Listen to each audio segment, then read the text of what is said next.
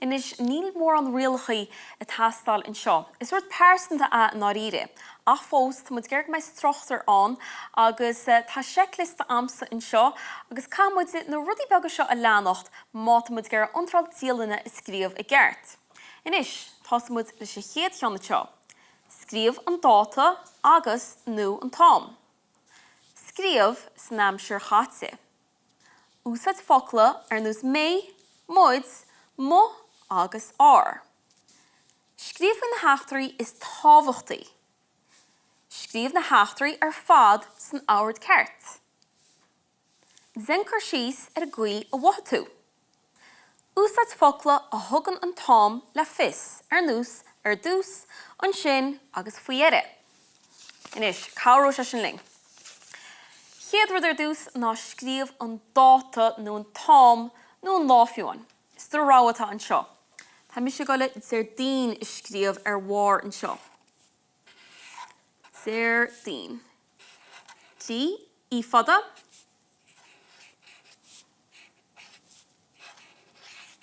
A-R, D, A-O-I-N. Agus an sin, carchlog. Inis, chéad chud eile. Téama, bhfuil bailach ní seise le leis na rá. Téama, tíama, bhairteama, úsad a muid an ceann sin. Bhairteama. Ceann litir i ríist, BH, E, A, R, T, A, I, G, H. Bhairteama, bhairteama, gail amach.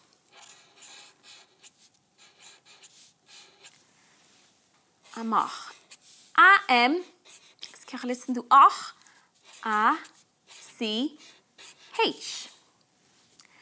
Níos luaithe. Cén fá. Bhairteama, gail amach, níos luaithe inniu. Mar gur a báisteach gealta. Mar go rá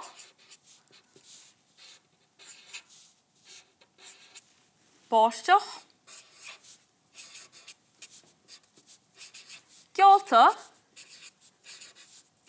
níos dearnaí. Gealta G-E-A-L-L-T-A.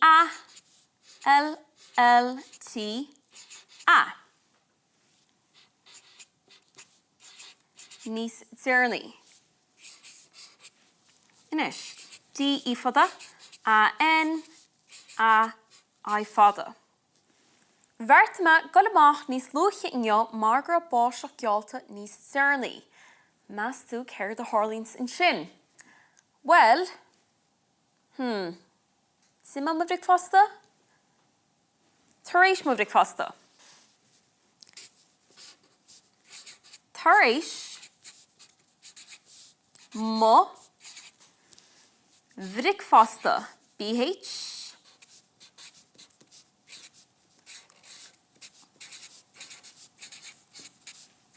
B-H-R-I-C-F-E-A-S-T-A. Tar éis mo bhric fasta. Zime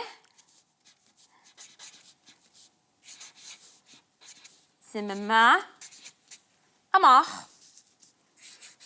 Agus bhí amach hang ar ball. Amach ag siúl. A G. Le mhádra. Mhádra. Mhádra cáilúig. C, ceann litir, mar gur anamh atá ann, C-A-L, ó fada, G. Bhí muid ar bís. Ceann litir ríis mar gur Ábhar nua, cuioine sin, B-H-I fada, bhí muid M-U-I-D ar Bís. B aifada S lánstad. Go toban. G-O T-O B-A-N-N. Go toban. Ach measú céird a hála ina dhé sin. Inis siod tasbeag roiipse smála is féidir líbse písa beag eile a chuir leis agus Ábhar liomsa céad a hálíns.